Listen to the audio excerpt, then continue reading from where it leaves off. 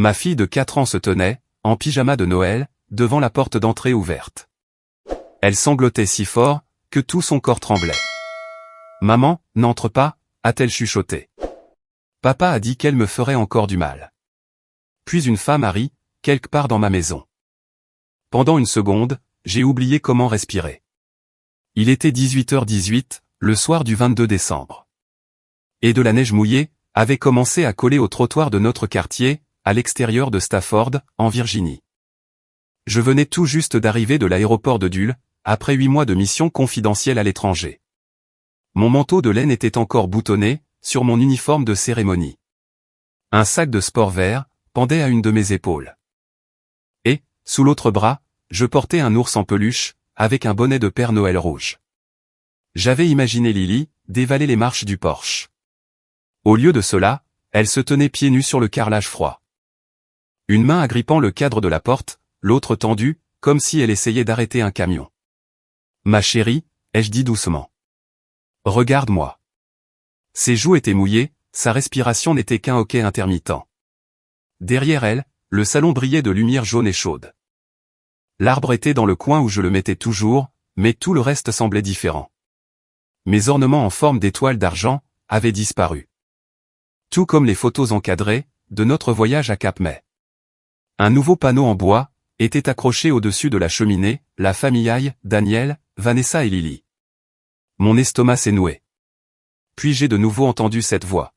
« Lily, ferme la porte. » Ton père a dit, pas de visiteurs. Vanessa. Ma demi-sœur cadette est apparue. Elle portait mon pull de Noël crème, celui que ma mère m'avait donné avant de mourir. Elle tenait un verre de vin, et souriait comme si elle attendait un public. « Becca » a-t-elle dit. « Tu es en avance. » Daniel est apparu derrière elle, avec un bourbon et un lait de poule à la main. Mon mari, avec qui j'étais marié depuis 11 ans, m'a regardé, comme si j'étais un livreur qui avait apporté le mauvais colis. « Tu devais rentrer après le nouvel an » a-t-il dit. « J'ai été libéré plus tôt. »« Tu aurais dû appeler. » Je l'ai fixé. Pourquoi notre fille a-t-elle peur de me laisser entrer dans ma propre maison? Lily a baissé les bras, juste assez pour que je voie un hématome jaunâtre, entourant son poignet gauche. Je me suis accroupi lentement. « Qu'est-ce qui s'est passé ici, bébé ?» Elle a regardé par-dessus son épaule avant de répondre, Vanessa a parlé en premier. Elle est tombée à la maternelle. Les yeux de Lily se sont baissés vers le sol. J'avais passé la majeure partie de ma carrière à apprendre à remarquer ce que les gens évitaient. Le téléphone de Daniel était déjà levé à hauteur de poitrine. L'appareil photo pointait vers moi. Vanessa s'est approchée et m'a frôlé l'épaule avec force. « Elle fait des crises, depuis que tu l'as abandonnée » a-t-elle dit. Chaque muscle de mon corps s'est contracté. Je voulais attraper ma fille, les bousculer, et exiger des réponses, jusqu'à ce que quelqu'un dise la vérité. Mais Daniel attendait exactement cela. Alors, j'ai fouillé dans la poche de mon manteau, j'ai lancé un enregistrement audio, et j'ai gardé une voix égale. « Lily » ai-je dit. « Quelqu'un t'a fait du mal ?» Le sourire de Daniel a disparu, il a attrapé son bras. « Monte dans ta chambre. Ta vraie famille est en train de discuter. » C'est à ce moment-là que j'ai compris que ce n'était pas une réunion surprise qui avait mal tourné. Ils avaient prévu mon retour à la maison. J'ai franchi le seuil, avant que Daniel ne puisse m'arrêter. « Mon nom est toujours sur l'acte de propriété » ai-je dit. « Tu n'as pas le droit de me dire que je ne peux pas entrer dans ma propre maison. » Vanessa a croisé les bras, mais s'est écartée juste assez, pour me laisser passer. Daniel est resté près de moi, son téléphone toujours pointé dans ma direction. La maison sentait les bougies à la cannelle, et le jambon cuit. Elle aurait dû sentir Noël. Au lieu de cela, j'avais l'impression d'entrer dans la vie de quelqu'un d'autre. J'ai posé mon sac de sport, à côté de l'escalier, et j'ai regardé autour de moi lentement. Les photos de famille au-dessus de la cheminée avaient changé. La photo encadrée de Daniel et moi, dansant à ma cérémonie de départ à la retraite de mon premier contrat d'engagement, avait disparu. Tout comme la photo de Lily, assise sur mes épaules à la plage de Yorktown. À leur place, était accroché un portrait de Noël, imprimé par un professionnel. Daniel, Vanessa, Lily. Tous les trois portaient des pulls rouges assortis. Vanessa avait une main posée sur l'épaule de Lily, comme si elle avait toujours fait partie de la famille. Mon regard s'est porté vers le placard à manteau. Des bottes de femme, des écharpes de femme, un long manteau beige qui n'était certainement pas à moi. Elle n'était pas en visite, elle vivait ici. Depuis combien de temps, ai-je demandé doucement. Daniel a haussé les épaules. Quelques mois. Quelques mois. Nous avions besoin d'aide. Tu as engagé ma sœur, pour qu'elle emménage dans ma maison. Vanessa a ri. Tu rends ça si dramatique. J'ai regardé Lily. Ma chérie, quand est-ce que tante Vanessa a commencé à dormir ici? Avant qu'elle ne puisse répondre, Daniel a coupé court. Ça suffit. Non, ai-je répondu. Ça ne suffit pas. Lily se tenait figée à côté de l'escalier, quand Vanessa a claqué des doigts, Lily a sursauté. Elle a réellement sursauté. Ce minuscule mouvement m'a frappé plus fort, que tout ce qu'ils avaient pu dire jusqu'à présent. Les enfants ne sursautent pas, près des personnes avec qui ils se sentent en sécurité. J'ai suivi Lily dans la cuisine, elle s'est arrêtée devant le réfrigérateur. Avant de l'ouvrir, elle a regardé vers Vanessa. Puis-je avoir de l'eau? Vanessa a hoché la tête, sans lever les yeux de son téléphone. Tu sais où sont les verres? Mon cœur s'est serré. Les enfants de 4 ans ne demandent pas la permission, pour boire de l'eau dans leur propre maison. Pas à moins qu'ils aient appris qu'il y aura des conséquences s'ils ne le font pas. Je me suis accroupi à côté de Lily, pendant qu'elle remplissait un petit gobelet en plastique. Ma chérie, elle chuchotait. Est-ce que ça va? Elle a fixé l'eau. Tu m'as manqué, maman. Ces 4 mots ont failli me briser. Je l'ai prise dans mes bras, elle m'a serré en retour pendant exactement 2 secondes, puis elle s'est soudainement dégagée. Ses yeux se sont remplis de panique. Je ne peux pas. Pourquoi? Elle a de nouveau jeté un coup d'œil vers Vanessa. Je vais avoir des ennuis. Je me suis lentement relevé. Daniel avait tout observé, chaque seconde. Tu vois, a-t-il dit. Tu la perturbes. Je l'ai ignoré. Au lieu de cela, je me suis dirigé vers le couloir menant à mon bureau à domicile. Le clavier numérique sur la porte clignotait en rouge. Mon code ne fonctionnait plus. Qu'est-ce que tu as changé là-dedans? Mon bureau maintenant, a répondu Daniel. Ton bureau? Tu étais parti. J'ai tourné la poignée quand même, verrouillée. Tu n'avais pas le droit. J'avais tous les droits. Il a sorti plusieurs papiers d'une chemise posée sur la table de la salle à manger, et les a fait glisser vers moi. Je me doutais que tu réagirais comme ça. En haut de la première page, se trouvaient des mots que je n'aurais jamais imaginé voir. Requêtant séparation de corps. Était jointe une proposition d'accord de garde temporaire. Daniel voulait la garde principale, il voulait l'usage exclusif de la maison. Il voulait que j'aie des visites supervisées avec Lily, lorsque mes obligations militaires le permettraient. J'ai levé les yeux lentement. Tu as déjà engagé un avocat. Il y a un moment. Vanessa a souri, par-dessus le bord de son verre de vin. Si tu signes ce soir, nous pourrons tous passer à autre chose. J'ai regardé d'un visage à l'autre, puis de nouveau vers Lily. Elle coloriait tranquillement à la table de la cuisine. Appuyant si fort avec le crayon, que le papier commençait à se déchirer. J'ai fait glisser les papiers vers Daniel. Je ne signe rien. Vanessa s'est approchée, jusqu'à ce que nous soyons presque épaule contre épaule. Mon conseil, a-t-elle dit doucement. Ne rends pas les choses difficiles. Puis elle a délibérément heurté mon épaule. Pas fort, juste assez. Le téléphone de Daniel s'est incliné vers le haut, toujours en train d'enregistrer, attendant. Essayant de capturer le moment, où je perdrais le contrôle. J'ai compris exactement ce qu'il faisait. J'ai pris une lente inspiration, puis une autre. Au lieu d'élever la voix, j'ai sorti mon téléphone et j'ai composé le 911. Bureau du shérif du comté de Stafford, a répondu le répartiteur. Ma fille de 4 ans vient de me dire que quelqu'un dans cette maison, lui a fait du mal. Je voudrais demander une vérification de bien-être. Daniel n'avait pas l'air inquiet, il a souri. Tu aurais vraiment dû appeler plus tôt, a-t-il dit calmement. Je les ai déjà appelés cet après-midi. À ce moment précis, des lumières rouges et bleues ont traversé les fenêtres du salon, peignant l'arbre de Noël de couleurs alternées. Daniel s'est penché assez près, pour que je sois la seule à entendre. Maintenant, voyons qui ils vont croire. Le premier adjoint à franchir la porte était un homme de mon âge environ, avec des tempes grisonnantes. Sa partenaire, une femme plus jeune, l'a suivi à l'intérieur, un bloc-notes à la main. « Bonsoir », a-t-il dit. « Je suis l'adjoint Collins, du bureau du shérif du comté de Stafford. »« Qui a passé l'appel ?»« C'est moi », ai-je répondu. Avant que je ne puisse expliquer un mot de plus, Daniel s'est avancé avec un sourire fatigué. « Ma femme a été à l'étranger pendant des mois. Elle vient de rentrer à l'improviste. » Il avait l'air embarrassé, presque désolé.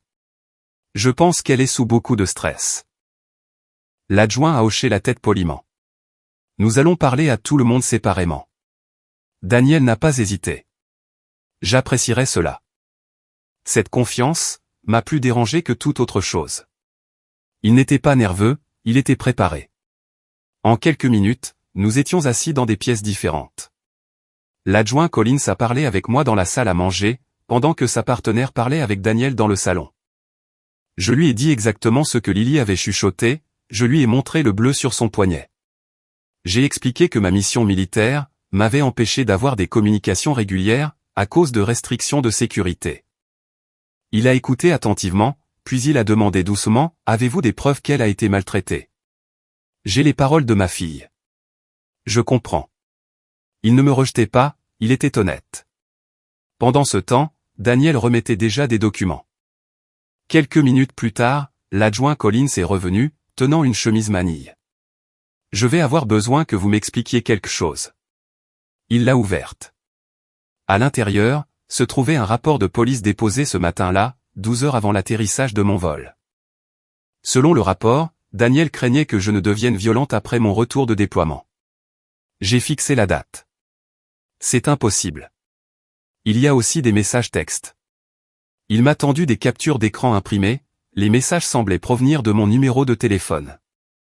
L'un disait, « Si tu m'empêches de voir Lily, quelqu'un va le regretter. » Un autre disait, « J'en ai fini de faire la gentille. » Mon estomac s'est noué.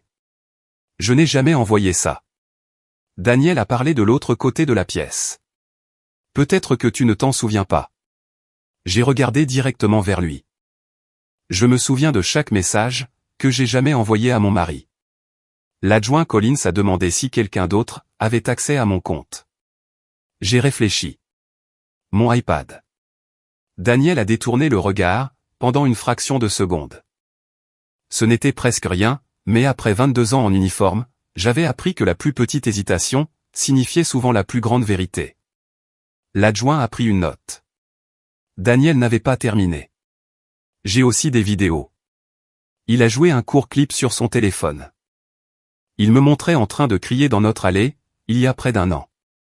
Pas de contexte, pas de début, pas de fin. Juste moi, en train d'élever la voix. Ce que l'adjoint ne pouvait pas voir, c'était la raison. Daniel avait laissé Lily seule dans son SUV, devant une épicerie, pendant qu'il faisait une course rapide. Elle était restée attachée dans son siège auto, pendant près de 20 minutes, par une journée à 32 degrés. J'avais hurlé, parce que je pensais qu'elle aurait pu mourir.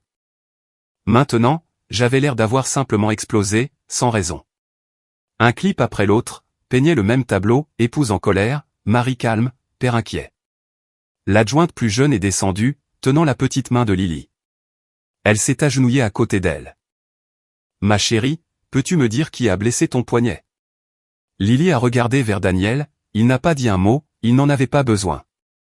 Elle a baissé la tête. « Je ne sais pas. Mon cœur s'est brisé. » Non pas parce qu'elle a menti, mais parce qu'elle avait peur.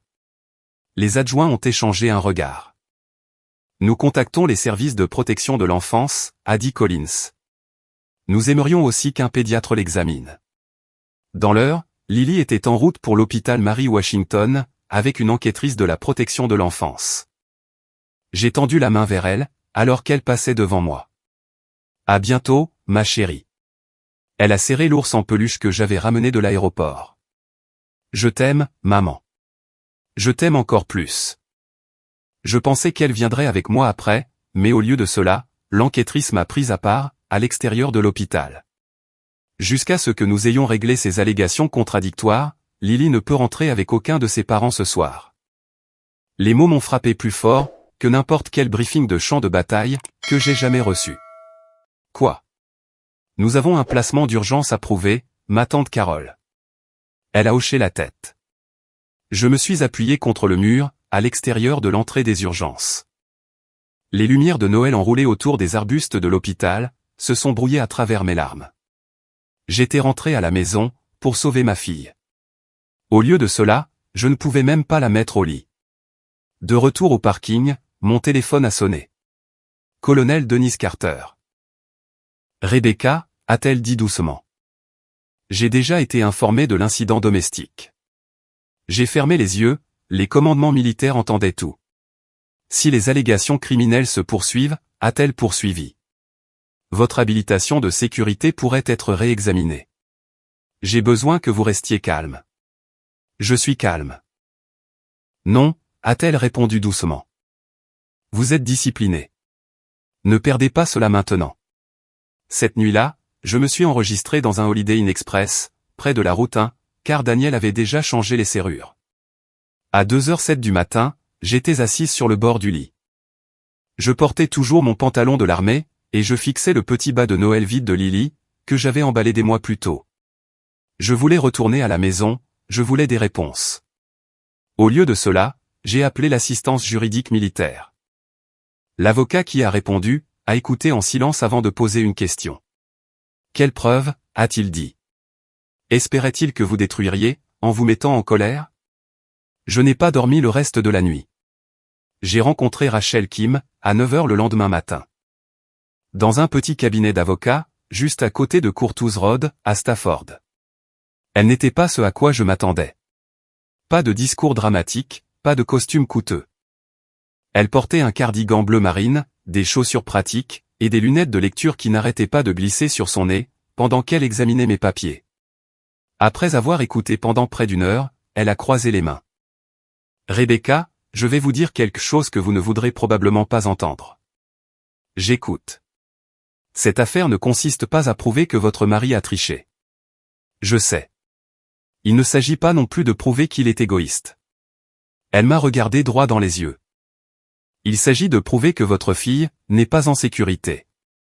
Cette phrase a tout changé. Jusqu'alors, toutes mes pensées tournaient autour de Daniel et Vanessa. Rachel a discrètement recentré mon attention sur Lily. Si nous poursuivons la vengeance, a-t-elle dit, nous perdrons de vue l'enfant. Protégez Lily d'abord, la vérité se chargera du reste. Pour la première fois depuis mon atterrissage en Virginie, j'ai eu l'impression que quelqu'un me donnait un plan, au lieu de la sympathie. Elle m'a demandé de reconstituer les 8 derniers mois, une semaine à la fois. Qui avait vu Daniel, qui avait gardé Lily, qui vivait assez près pour remarquer des changements. Un nom m'est immédiatement venu à l'esprit, Marjorie Delaney, notre voisine d'à côté.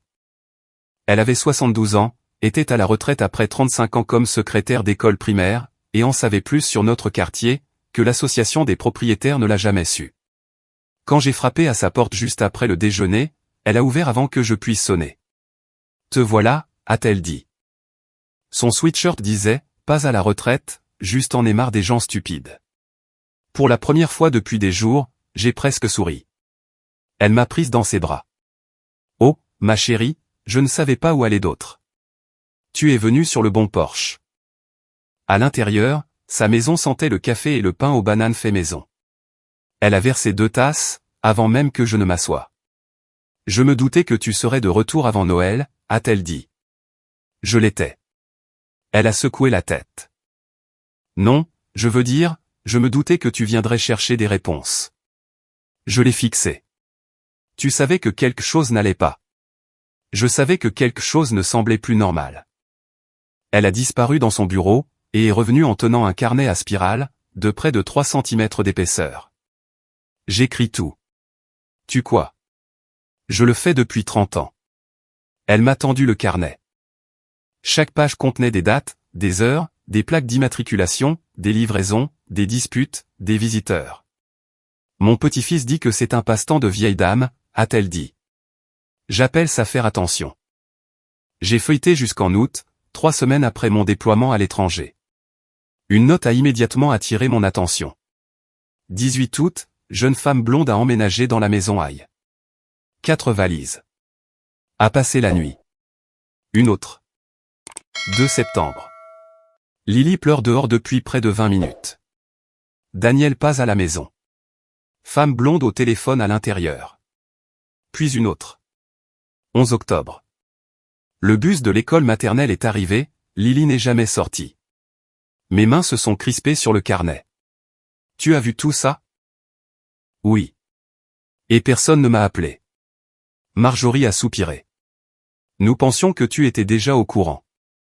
J'ai dégluti difficilement, elle m'a emmené à la fenêtre de sa cuisine. Tu vois ça? Montée sous le toit du Porsche, se trouvait une caméra Ring. J'en ai finalement acheté une, après que quelqu'un ait volé ma mangeoire à oiseaux. Elle a souri. Il s'est avéré qu'elle a attrapé bien plus que des écureuils. Elle a ouvert l'application sur sa tablette, la première vidéo montrait Vanessa arrivant avec des sacs de courses, rien d'inhabituel. La seconde montrait Daniel portant des meubles dans la maison, toujours rien. Puis elle en a joué une datant de début novembre. Vanessa a ouvert la porte de derrière, la petite Lily est sortie en chaussettes seulement. La température sur la vidéo indiquait 3 degrés Celsius. Vanessa a montré la terrasse du doigt. Reste là, jusqu'à ce que tu apprennes à écouter. La porte s'est refermée, Lily s'est assise sur le béton, serrant ses genoux. 5, 10, 15 minutes ont passé. Personne n'est revenu, j'ai senti mon estomac se tordre. Marjorie a mis la vidéo en pause, doucement. J'ai failli appeler le shérif ce jour-là. Tu aurais dû. Je sais. Aucune de nous n'a parlé pendant un moment. Puis elle a ouvert un autre enregistrement. Cette fois, il n'y avait pas grand-chose à voir, mais il y avait beaucoup à entendre. La voix de Vanessa a traversé la clôture. Tu ferais mieux d'arrêter de pleurer, avant que ton père ne rentre. Puis une autre phrase, si ta mère t'aimait, elle ne serait pas partie. J'ai fermé les yeux, pendant une seconde, je n'ai même pas pu respirer. Marjorie a tendu la main sur la table, et m'a serré la main. J'en ai des mois comme ça. Rachel avait raison. Des preuves, pas de la colère. Des preuves.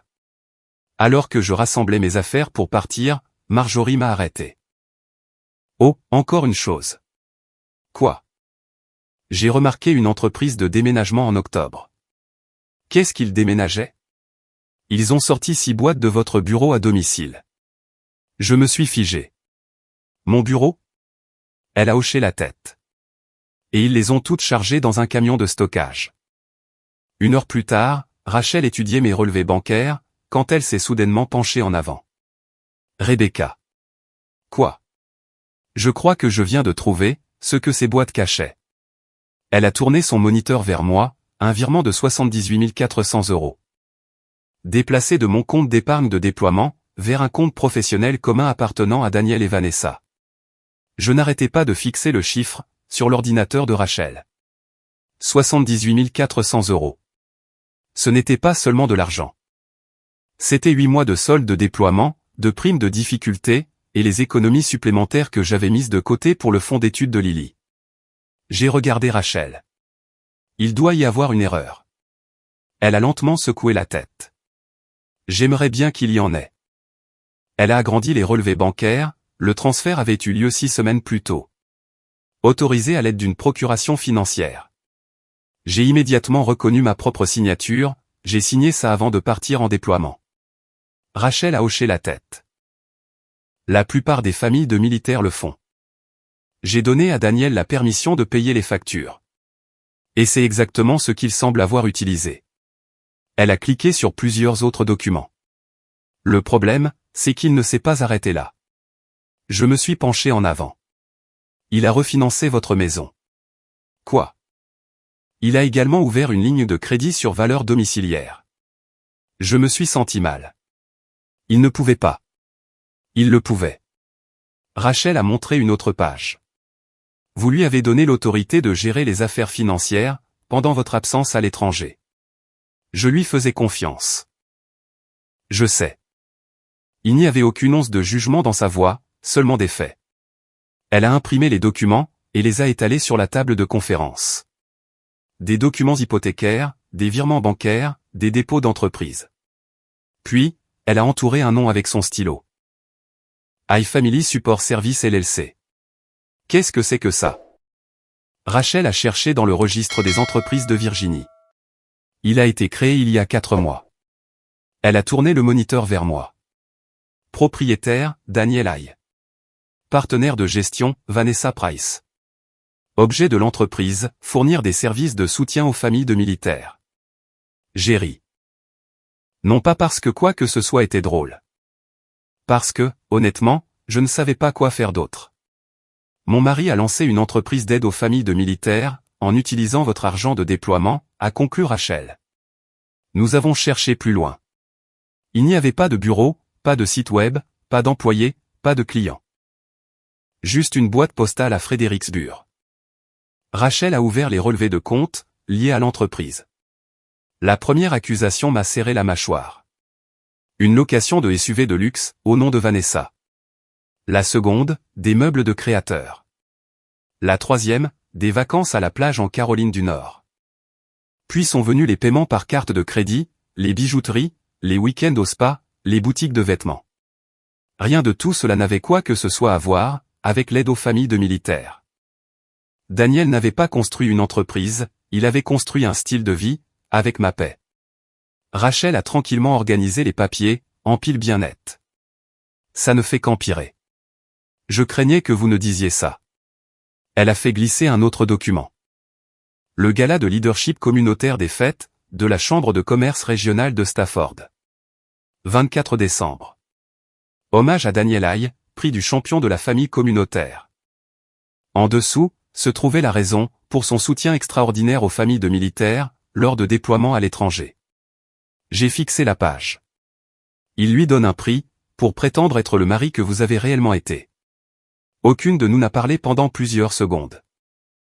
Finalement, j'ai chuchoté. J'ai passé Noël dans un centre d'opération sécurisé, à l'autre bout du monde l'année dernière.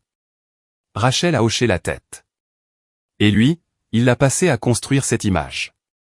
Plus tard dans l'après-midi, j'ai conduit jusqu'à la maison de tante Carole, pour ma première visite supervisée avec Lily. Elle a couru dans mes bras, avant même que l'assistante sociale n'ait fini d'ouvrir la porte. Pendant quelques minutes merveilleuses, elle s'est comportée de nouveau comme ma petite fille.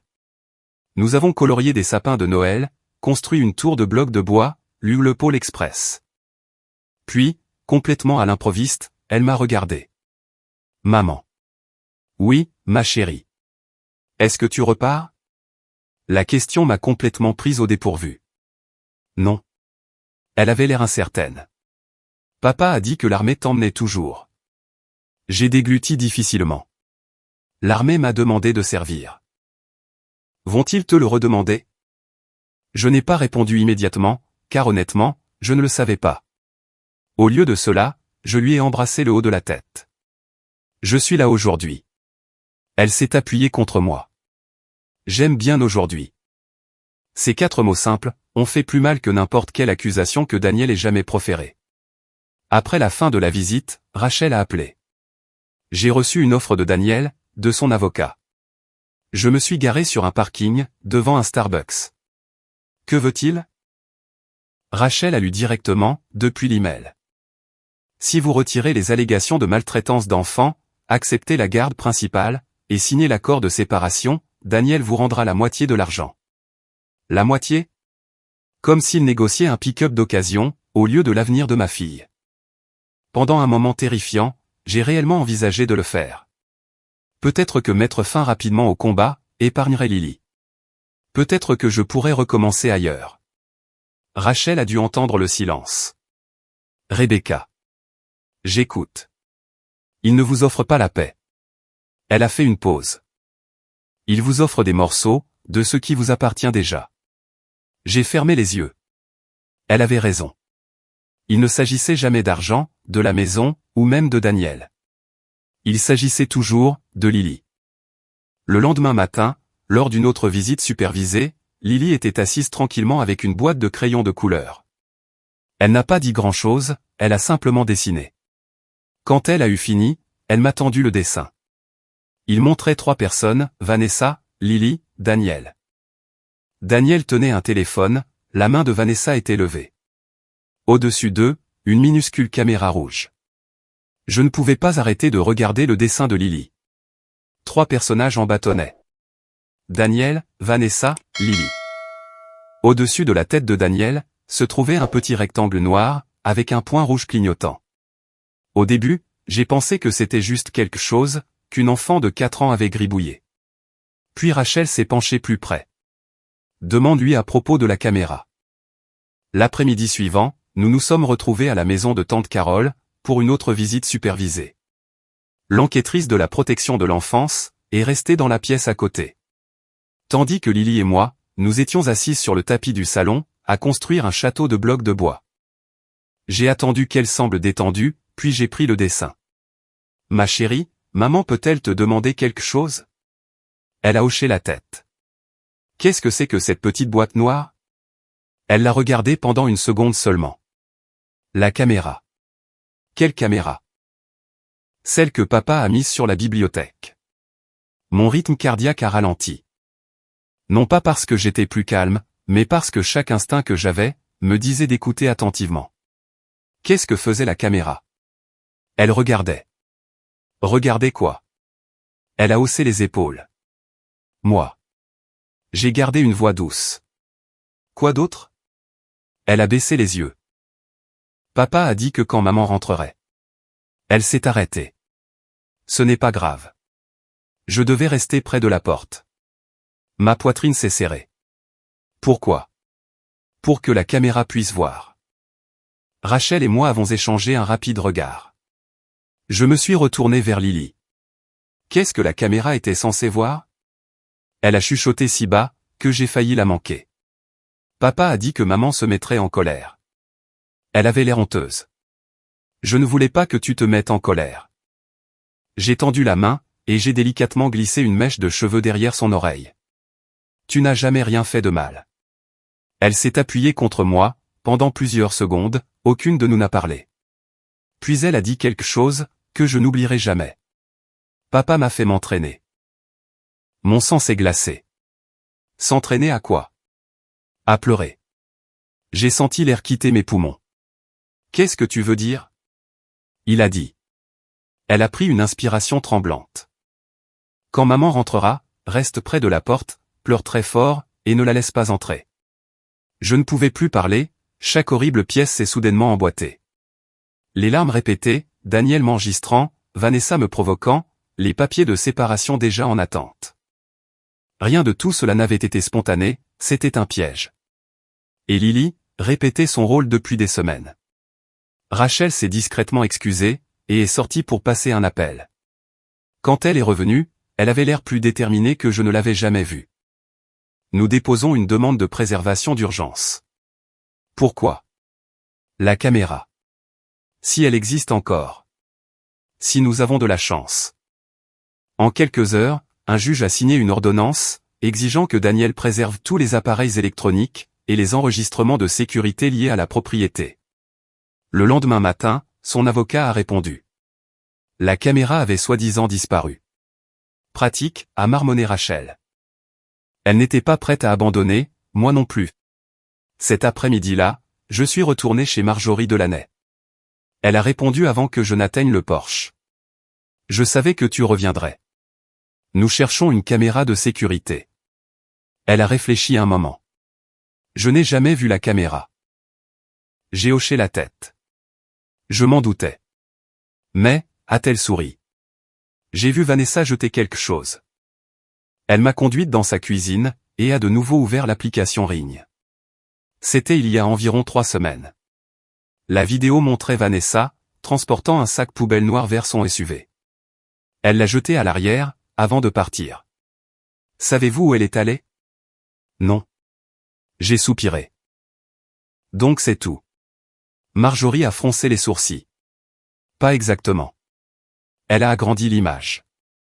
Vous voyez pourquoi je garde tout. Je me suis penché plus près, j'ai failli le manquer. Reposant à l'intérieur du coffre ouvert, à moitié caché sous du papier d'emballage, se trouvait une boîte de caméra blanche, l'autocollant du numéro de série, faisant directement face à la caméra de l'allée de Marjorie. Rachel a pratiquement attrapé la tablette. Pouvez-vous zoomer? Marjorie a souri. Mon petit-fils dit que je zoome mieux que le FBI.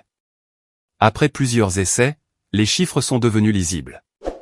Rachel a immédiatement appelé le fabricant, 45 minutes plus tard, elle a raccroché et m'a regardé. La caméra physique a peut-être disparu, mais le compte cloud est toujours actif. L'ordonnance de préservation avait atteint l'entreprise, avant que quiconque n'efface les enregistrements. Le lendemain matin, Rachel et moi étions assises devant son ordinateur de bureau, alors que la première vidéo récupérée se chargeait. Elle n'a duré que 32 secondes, 32 secondes ont suffi.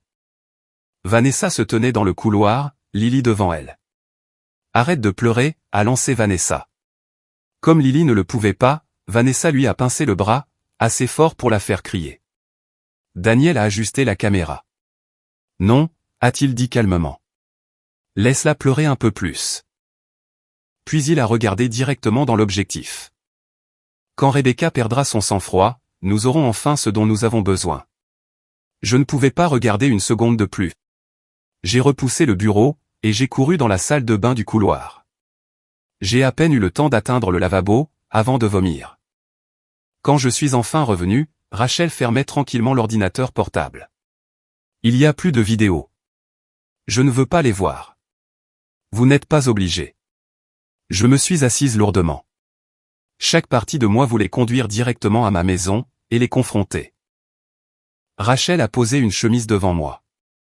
C'est exactement ce qu'ils espèrent toujours que vous fassiez. Je l'ai regardée, elle a souri doucement. Plus question de leur donner ce qu'ils veulent.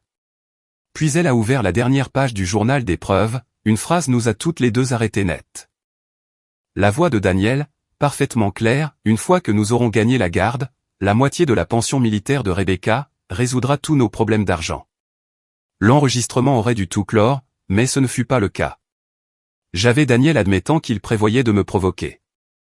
J'avais Vanessa blessant ma fille, filmée par une caméra. J'avais la preuve qu'ils essayaient d'utiliser ma pension militaire, pour financer leur avenir.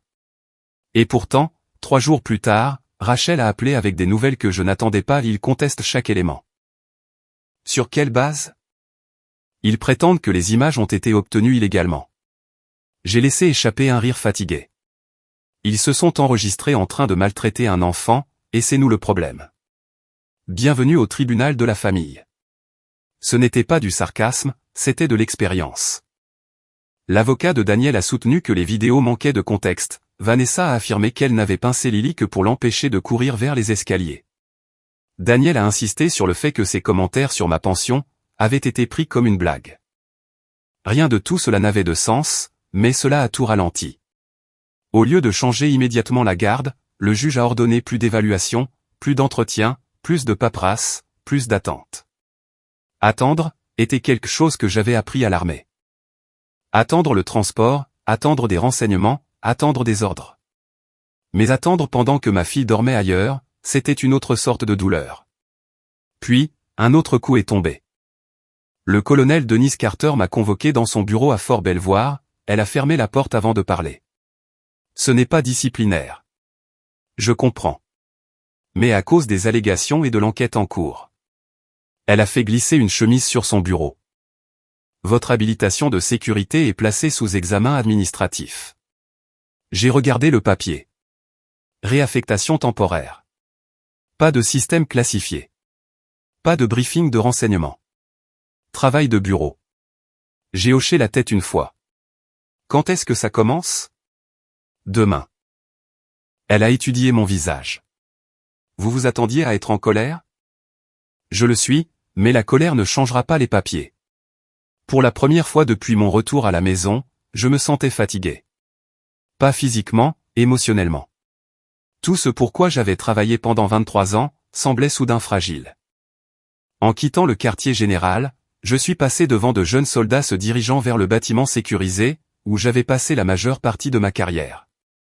L'un d'eux a salué, j'ai rendu le salut automatiquement. Puis je me suis dirigé vers le parking, me demandant si ma carrière venait de se terminer, à cause des mensonges de mon mari. Les ragots se sont répandus rapidement, les communautés militaires sont soudées, parfois trop. Une épouse que je connaissais à peine, m'a arrêté devant le supermarché. J'ai entendu dire que les choses sont assez compliquées. J'ai forcé un sourire. Ah oui? Elle a hésité. Eh bien, il y a toujours deux côtés à chaque histoire. Elle pensait bien faire, peut-être. Mais ces mots m'ont suivi toute l'après-midi. Ce soir-là, j'étais assise dans ma chambre d'hôtel, fixant mon téléphone. J'ai failli appeler Daniel, je voulais crier, je voulais lui demander comment il avait pu faire ça à Lily. Au lieu de cela, j'ai ouvert un cahier vierge. Le docteur Harris, le thérapeute que Rachel m'avait recommandé, a suggéré d'écrire des lettres à Lily. Des lettres que je n'enverrai pas encore. La première commençait par une seule phrase. Chère Lily, rien de tout cela n'est de ta faute. J'ai rempli 6 pages avant de réaliser que je pleurais. Le lendemain matin, j'ai de nouveau rencontré Rachel. Elle avait une autre pile de dossiers financiers qui m'attendait. J'ai retracé la SARL. Que as-tu trouvé? Elle n'a jamais aidé les familles de militaires. Je me doutais bien qu'elle n'avait aidé qu'exactement 2 personnes. Elle a montré des transactions surlignées. Le SUV de Vanessa, les cartes de crédit de Vanessa, les virées shopping de Vanessa. Puis elle a tourné une dernière page, un paiement à la Chambre de commerce régionale de Stafford. Objet, parrainage du gala de leadership communautaire des fêtes. Rachel a levé les yeux. Devinez qui reçoit le prix du champion de la famille communautaire le soir de Noël? Je n'ai pas eu besoin de répondre, elle le savait déjà. Daniel. Elle a hoché la tête. Et ce dont provenait directement de vos économies de déploiement. Je me suis frotté le front. Alors, il a utilisé mon argent, pour s'acheter un prix en son honneur. Exactement. 2 jours plus tard, mon téléphone a sonné. L'identifiant de l'appelant montrait un numéro local inconnu. Rebecca Hay? Oui. Je m'appelle Tom Reynolds. Je suis le président de la collecte de fonds des fêtes, du VFW de Stafford. J'ai immédiatement reconnu l'événement. Nous serions honorés si vous pouviez y assister. J'ai froncé les sourcils. Je ne suis pas sûr que ce soit approprié. En fait, a-t-il gloussé.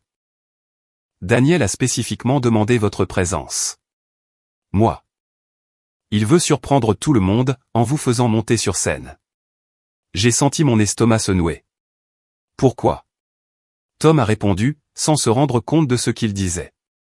Il veut que tout le monde voie, à quoi ressemble un mariage militaire solide. Après avoir raccroché, Rachel s'est lentement penchée en arrière dans son fauteuil. Il pense que tu ne viendras pas. Je n'avais pas l'intention de venir. Je pense que tu devrais. Je l'ai regardée, elle a souri. Parfois, le meilleur endroit pour dire la vérité, est exactement là où le mensonge était censé être célébré. Le matin de la veille de Noël, tout le comté semblait connaître mon nom. Malheureusement, il ne connaissait pas la vérité. Quelqu'un avait posté une vidéo de 30 secondes sur Facebook, la nuit précédente. Elle me montrait debout sur mon propre porche, frappant à la porte, et exigeant de voir Lily. C'était tout. Pas d'enfant effrayé, pas de bleu, pas de Vanessa, pas de contexte. Juste moi. La légende disait, une soldate de retour de déploiement, subit une crise de nerfs. Au petit déjeuner, elle avait été partagée des centaines de fois. À l'heure du déjeuner, des inconnus me traitaient d'instable. Un commentaire m'a frappé plus fort que les autres. Cette petite fille mérite une mère, qui veut vraiment être à la maison. J'ai fixé l'écran, jusqu'à ce que les mots se brouillent. Puis j'ai éteint le téléphone. Il était inutile de discuter avec des gens, à qui l'on avait montré que la moitié de l'histoire. Vers midi, j'ai conduit jusqu'à la maison de tante Carole, pour ma visite programmée avec Lily. Elle m'a accueilli à la porte, portant des chaussettes rouges pelucheuses, et tenant quelque chose derrière son dos. Je t'ai fait quelque chose. Qu'est-ce que c'est? Elle a souri pour la première fois depuis des jours. Une surprise. Elle a sorti une minuscule décoration de Noël, faite de bâtonnets de sucettes et de paillettes. En travers, en petites lettres tordues, elle avait écrit « Maman est revenue ». Je n'ai pas pu parler, je l'ai juste prise dans mes bras. Tu m'as manqué, a-t-elle chuchoté. Toi aussi, tu m'as manqué. Elle a touché les médailles sur mon uniforme. Tu restes? Je reste pour toujours? J'ai souri à travers mes larmes. Je vais faire tout ce que je peux. Elle a hoché la tête, comme si cette réponse suffisait. Parfois, les enfants n'ont pas besoin de promesses, ils ont juste besoin d'honnêteté. Quand notre visite s'est terminée, Rachel m'a retrouvé à l'extérieur. Tu as meilleure mine. Lily m'a aidé. Rachel a jeté un coup d'œil à l'ornement dans ma main. Ça vaut plus que n'importe quelle victoire au tribunal. Elle avait raison. J'avais presque oublié pourquoi je me battais. Pas pour punir Daniel, pas pour humilier Vanessa. Pour m'assurer que Lily n'ait plus jamais à avoir peur, à l'intérieur de sa propre maison. Rachel m'a tendu une chemise. Tout est prêt. À l'intérieur, se trouvaient des relevés bancaires certifiés, l'authentification du stockage en nuage, les images de la caméra Ring, des rapports médicaux, des photographies, des déclarations de témoins de Marjorie. La chronologie complète. Rien de dramatique, juste des faits. Le genre de faits qui finissent par s'imposer. Ce soir-là, je me suis garé devant le hall du VFW de Fredericksburg. Des lumières de Noël étaient enroulées autour de l'entrée. Des vétérans en veste de sport accueillaient les invités à leur arrivée, des chefs d'entreprise locaux transportaient des jouets emballés, pour la vente aux enchères caritatives des fêtes. À l'intérieur, quelqu'un diffusait de vieilles chansons de Bing Crosby, dans les haut-parleurs. Cela aurait dû être festif. Au lieu de cela, j'avais l'impression de marcher vers une salle d'audience, avec des décorations de Noël. Marjorie m'a fait signe dès qu'elle m'a aperçu, elle portait un pull vert vif couvert de rennes à paillettes. Je me suis dit que si nous allions gâcher la soirée de quelqu'un, a-t-elle chuchoté, autant s'habiller pour l'occasion. Je n'ai pas pu m'empêcher de rire. Tu as l'air impossible à ignorer. Ça a été ma plus grande force depuis 1974. Rachel nous a rejointes un moment plus tard. Pas de surprise ce soir. Marjorie a eu l'air offensée. Je ne promets rien. Juste à ce moment-là, une voix familière a résonné depuis les coulisses. Lily, reste juste ici. Chaque muscle de mon corps s'est figé. J'ai regardé à travers le rideau partiellement ouvert. Vanessa était à genoux à côté de Lily, redressant le nœud de sa robe de Noël rouge. Daniel se tenait à proximité, ajustant sa cravate. Un photographe arrangeait les lumières. Je me suis tourné vers Rachel. Pourquoi Lily est-elle ici? L'expression de Rachel s'est durcie. Elle ne devrait pas l'être. Daniel l'avait d'une manière ou d'une autre, amenée à la collecte de fonds. Il ne recevait pas seulement un prix, il prévoyait de mettre notre fille sur scène, dans le cadre de la performance. J'ai commencé à marcher. Rachel a attrapé mon bras. Rebecca. Je dois la récupérer. Tu le feras. Je l'ai regardée. Mais pas comme ça. Avant que je ne puisse répondre, une des bénévoles de l'événement s'est précipitée vers nous. Madame Aïe. Oui. Ils sont sur le point de commencer. J'ai jeté un coup d'œil vers la scène.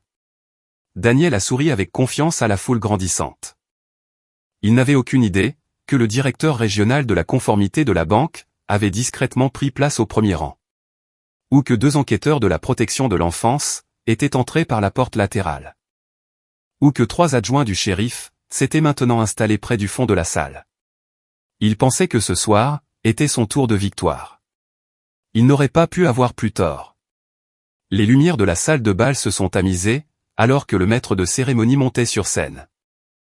Bonsoir à tous, et joyeux Noël. Des applaudissements ont rempli la pièce, je les ai à peine entendus. Mes yeux ne quittaient pas Lily, elle se tenait à côté de Vanessa. Vêtue d'une robe de velours rouge, de collants blancs, et de petites chaussures noires. Quelqu'un lui avait bouclé les cheveux, de l'autre côté de la pièce, elle ressemblait à l'image d'une petite fille heureuse. Mais je connaissais ma fille. Elle tordait toujours l'ourlet de sa robe entre ses doigts, quand elle avait peur. Elle le faisait maintenant. Daniel m'a aperçu, près du fond de la salle de bal. Pendant une seconde, la surprise a traversé son visage, puis elle a disparu. Il a souri, ce même sourire étudié que je l'avais vu utiliser lors de dîners bancaires, de barbecues de quartier, de collecte de fonds à l'église. Le sourire qui convainquait tout le monde qu'il était l'homme le plus gentil de la pièce. Il s'est excusé auprès d'un groupe d'invités, et s'est dirigé vers moi. Je n'étais pas sûr que tu viendrais. J'ai failli ne pas venir. Il a hoché la tête. Probablement mieux, si tu restes dans le public. Je suis venu voir ma fille. Tout comme tout le monde. Sa voix est restée calme. Alors, ne faisons pas de scène. Voilà, encore. L'appât, toujours l'appât. Rachel m'avait prévenu, il voulait des témoins. Il voulait une autre vidéo, il voulait que Rebecca aille, l'épouse militaire instable, perdent le contrôle en public. Je me suis forcé à respirer lentement. Je veux juste parler à Lily. Tu auras ta chance. Il a jeté un coup d'œil vers la scène. Après la cérémonie. Je déciderai quand je verrai ma fille. Son sourire s'est effacé. Tu n'as vraiment rien appris. Avant que je ne puisse répondre, Vanessa est apparue, portant 2 tasses de café. Oh, a-t-elle dit doucement. Je n'avais pas réalisé que notre invité était arrivé. Elle a délibérément insisté sur le mot invité, comme si je visitais la vie de quelqu'un d'autre. Elle s'est penchée vers Lily. Viens, ma chérie. Lily n'a pas bougé, Vanessa a tendu la main vers elle. À la seconde où Vanessa a touché son poignet, Lily a sursauté. L'instinct a pris le dessus, j'ai fait un pas en avant. Ne touche pas à ma fille. Vanessa a resserré sa prise. Elle va bien.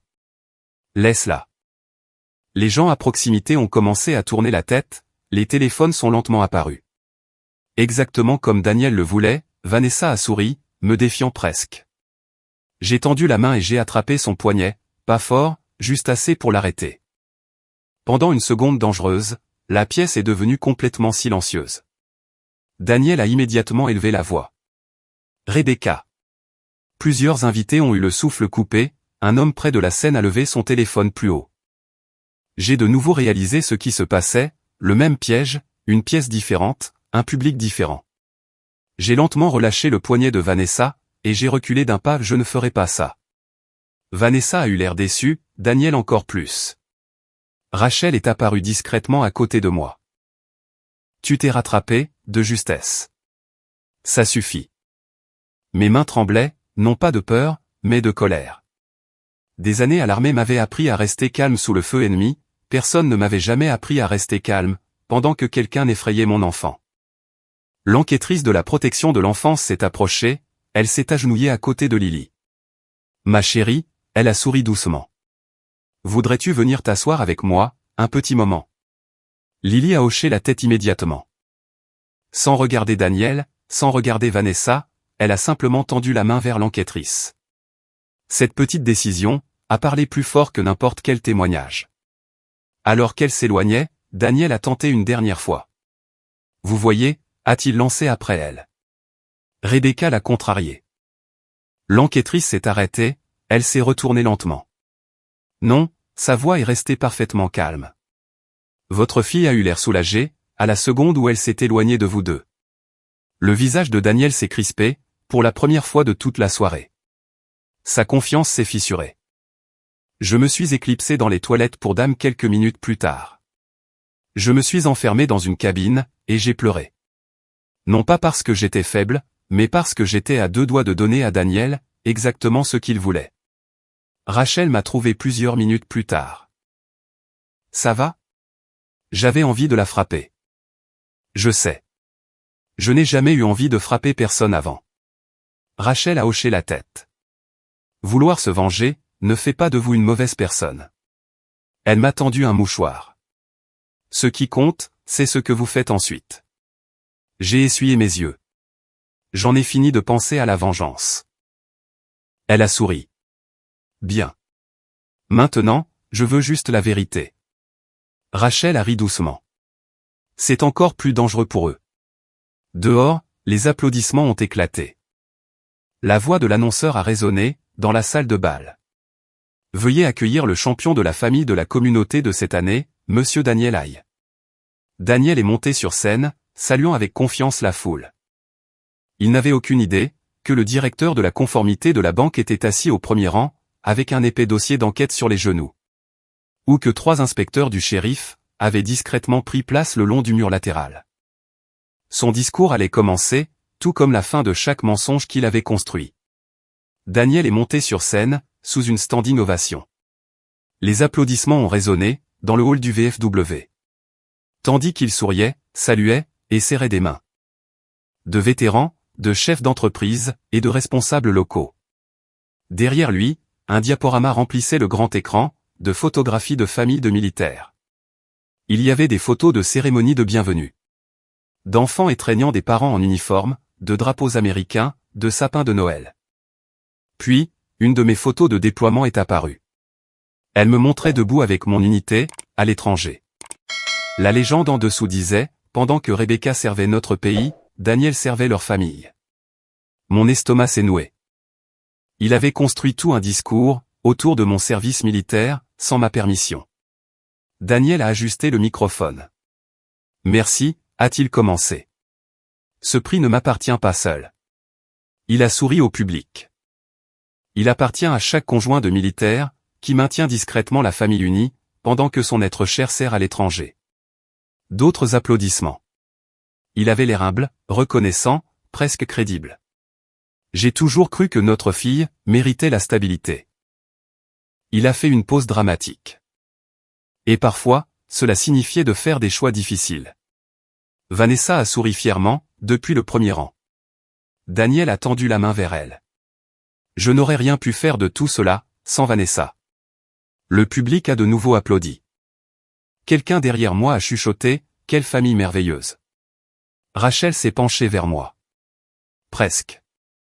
Daniel a continué, « La vie militaire exige des sacrifices. » Il m'a regardé directement. Et du pardon. Puis il a souri. Je suis reconnaissant que Rebecca ait pu se joindre à nous ce soir. Un projecteur m'a trouvé, près du côté de la pièce. Plusieurs personnes se sont tournées, Daniel a tendu un bras. Rebecca, voudrais-tu me rejoindre sur scène? Tous les yeux de la pièce se sont tournés vers moi. Rachel a chuchoté doucement, reste calme. Je me suis levé, j'ai lissé le devant de mon uniforme de cérémonie, puis je suis monté sur scène. Daniel a tendu la main, comme si nous allions poser pour une photo de famille. J'ai ignoré sa main, au lieu de cela, je me suis tourné vers le maître de cérémonie. Puis-je dire quelque chose? Il a eu l'air incertain, puis a hoché la tête. Bien sûr. Je me suis approché du microphone. Mon mari a raison sur un point. La pièce est devenue silencieuse. Les familles de militaires font des sacrifices. J'ai regardé les vétérans, assis au premier rang. Vous le savez mieux que quiconque. Plusieurs ont hoché la tête. J'ai continué, mais le sacrifice n'a de sens que lorsqu'il est honoré. Je me suis tourné vers Daniel. Pas exploité. Son sourire a disparu. J'ai sorti de la chemise, que Rachel m'avait remise quelques instants plus tôt. Monsieur Reynolds, j'ai regardé le président de l'événement. Cela vous dérangera-t-il, de diffuser une courte vidéo? Le visage de Daniel a changé instantanément. Quelle vidéo? Le président a regardé le technicien audiovisuel, Rachel lui a tranquillement remis une clé USB. En quelques secondes, le grand écran est devenu noir, puis les images de sécurité récupérées sont apparues. La date, 22 décembre. La porte d'entrée. Lily, debout exactement là où je l'avais trouvée. Le public a regardé dans un silence complet, puis ils ont entendu la voix tremblante de ma petite fille. Papa a dit. Et si je laisse maman entrer, elle me fera encore du mal. Un murmure s'est répandu dans la pièce. Daniel s'est approché de l'écran. C'est complètement hors contexte. Personne n'a répondu. Le clip suivant a commencé. Vanessa se tenait au-dessus de Lily. Tu ne pleures pas assez fort. Elle a pincé le bras de Lily, ma fille a crié. Daniel a ajusté la caméra, puis sa propre voix a rempli la salle de bal. Laisse-la pleurer un peu plus. Il a regardé directement dans l'objectif. Quand Rebecca perdra son sang-froid, nous aurons enfin ce dont nous avons besoin. Plus personne n'applaudissait maintenant, personne ne bougeait. La pièce était devenue si silencieuse, que je pouvais entendre le bourdonnement du système de chauffage au-dessus de nous. Daniel a attrapé le microphone. Ceci a été monté. Rachel est montée calmement sur scène, portant des documents certifiés.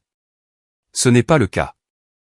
Elle a remis des copies au président de l'événement, à l'inspecteur du shérif, et au directeur régional de la conformité de la banque. Le directeur de la conformité s'est levé. Monsieur Hay, sa voix était ferme. Avec effet immédiat, vous êtes placé en suspension administrative, dans l'attente d'une enquête pour fraude, impliquant l'éthique de l'entreprise et une mauvaise conduite financière. Daniel l'a dévisagé. Quoi? L'inspecteur s'est ensuite avancé. Nous avons également un mandat, concernant la falsification de preuves et des allégations de maltraitance d'enfants. Vanessa s'est soudainement levée. Ce n'était pas mon idée. Daniel s'est tourné vers elle. Qu'est-ce que tu fais? Tu as dit que personne ne trouverait jamais les vidéos. La pièce a éclaté. Ils ont commencé à se disputer, pas discrètement, pas prudemment. Les microphones étaient toujours allumés, chaque accusation a résonné dans la salle de bal. Tu m'as dit qu'on aurait sa pension, a crié Vanessa. Daniel a pointé du doigt vers elle. C'est toi qui n'arrêtais pas de frapper la gamine. Des halètements ont balayé le public. Marjorie s'est penchée vers la femme assise à côté d'elle, et a dit assez fort pour que la moitié de la pièce l'entende, je crois que c'est ce que les avocats appellent un mauvais timing. Quelques rires stupéfaits ont brisé le silence. Je me suis approché du microphone une dernière fois, je n'ai pas crié, je ne les ai pas insultés. J'ai simplement regardé Daniel. Tu as utilisé mon service pour construire ta réputation. Puis j'ai regardé Vanessa. Tu as utilisé une petite fille de 4 ans, pour aider à détruire sa propre mère. Finalement, j'ai regardé le public. Vous n'avez pas le droit d'appeler ça une famille. À ce moment-là, Lily s'est échappée de l'enquêtrice de la protection de l'enfance, elle a traversé la salle de bal, et s'est jetée dans mes bras. Je suis tombé à genoux, et je l'ai serrée aussi fort que j'ai pu. Pour la première fois depuis mon retour à la maison, elle n'avait pas peur. Les gens me demandent parfois si la justice m'a procuré autant de plaisir que je l'avais imaginé. La vérité? Pas vraiment. Le soulagement est différent de la vengeance. Les audiences judiciaires se sont étalées sur les 9 mois suivants, rien ne s'est passé du jour au lendemain. Daniel a été suspendu de la banque dans les 24 heures suivant la collecte de fonds, un mois plus tard, il a été licencié. Après qu'un audit interne ait confirmé qu'il avait abusé de son autorité financière, falsifié des documents, et détourné de l'argent vers la fausse société de conseil. Vanessa a accepté un accord de plaidoyer, au lieu de risquer un procès. Elle a été condamnée à une mise à l'épreuve, à des cours obligatoires sur l'éducation des enfants et la gestion de la colère, et à une ordonnance permanente interdisant tout contact non supervisé avec Lily. Aucun d'entre eux n'a jamais admis avoir tout planifié depuis le début, ils n'en ont pas eu besoin. Les preuves parlaient plus fort qu'eux. Le divorce n'a pas été facile, il y a eu des jours où j'ai voulu abandonner. Des jours où je me suis demandé si me battre n'avait fait qu'aggraver la vie de Lily. Le tribunal de la famille ne bouge pas à la vitesse du chagrin d'amour, il bouge à la vitesse de la paperasse. Finalement, le juge m'a accordé la garde physique principale. Daniel a obtenu des visites supervisées, après avoir suivi une thérapie. Le tribunal l'a également condamné, à rembourser une partie de l'argent qu'il avait pris. Pas la totalité, une partie avait simplement disparu. Le refinancement de la maison n'a pas pu être annulé. Chaque fois que Lily passait en voiture devant ce quartier, elle devenait silencieuse. Un après-midi, elle a regardé par la fenêtre de la voiture et a chuchoté, « Je ne veux plus vivre là. » Moi non plus. J'ai donc vendu la maison, non pas parce que Daniel l'avait ruinée, mais parce que Lily méritait un endroit où chaque pièce était sûre. Nous avons loué une modeste maison de ville à Fredericksburg, avec des volets blancs, un petit jardin clôturé, et juste assez d'espace pour nous deux. La première nuit là-bas, Lily a couru de pièce en pièce, en riant. « Maman. Qu'est-ce qu'il y a? Personne ne vit ici à part nous. » J'ai ri pour la première fois, depuis ce qui m'a semblé être une éternité. Non, ma chérie, juste nous. Mon habilitation de sécurité a finalement été rétablie, après que l'enquête m'ait innocenté de toutes les allégations. Le colonel Carter m'a convoqué dans son bureau une dernière fois. J'ai vos ordres d'affectation. J'ai regardé les papiers, en métropole, Fort Belvoir. Plus de déploiement à l'étranger. Vous avez demandé ça? Oui. Elle a souri en connaissance de cause. Des regrets? J'ai réfléchi. L'armée m'avait donné un but, elle m'avait aussi éloigné de chez moi. Mais l'armée ne m'avait jamais trahi, des gens l'avaient fait. J'ai servi mon pays pendant 23 ans, ai-je répondu. Maintenant, je dois servir une petite fille. Le colonel Carter s'est levé, et m'a serré la main. Je pense que c'est votre mission la plus importante. Le Noël suivant n'a ressemblé en rien au précédent. Pas de grandes décorations, pas de dîner coûteux, pas de sapin géant. Juste un petit sapin artificiel de chez Home Depot. Des biscuits au sucre fait maison, du chocolat chaud, une guirlande de lumière colorée autour de la fenêtre du salon. En décorant, Lily a ouvert une petite boîte. À l'intérieur, se trouvait l'ornement qu'elle avait fait, lors de notre visite supervisée. Celui avec des lettres en paillettes tordues, maman est revenue. Elle a souri. On peut l'accrocher en premier? Absolument. Elle l'a soigneusement placé, près du sommet de l'arbre. Puis elle a reculé pour l'admirer. Il doit être là où tout le monde peut le voir. J'ai réalisé qu'elle ne parlait pas de l'ornement, elle parlait de nous. Pendant longtemps, j'ai pensé que rentrer à la maison signifiait franchir ma propre porte d'entrée. Maintenant, je sais que c'est faux. La maison, ce n'est pas une maison, ce n'est pas un titre, ce n'est même pas un mariage. La maison, c'est l'endroit où votre enfant se sent suffisamment en sécurité pour s'endormir sans crainte. Si vous êtes resté avec moi jusqu'à la fin, merci d'avoir écouté mon histoire. J'adorerais savoir ce que vous auriez fait si vous aviez été à cette porte d'entrée. Et si quelqu'un que vous aimez est soudainement plus silencieux qu'avant, ne l'ignorez pas. Parfois, la plus petite voix est celle qui demande le plus d'aide. Fin.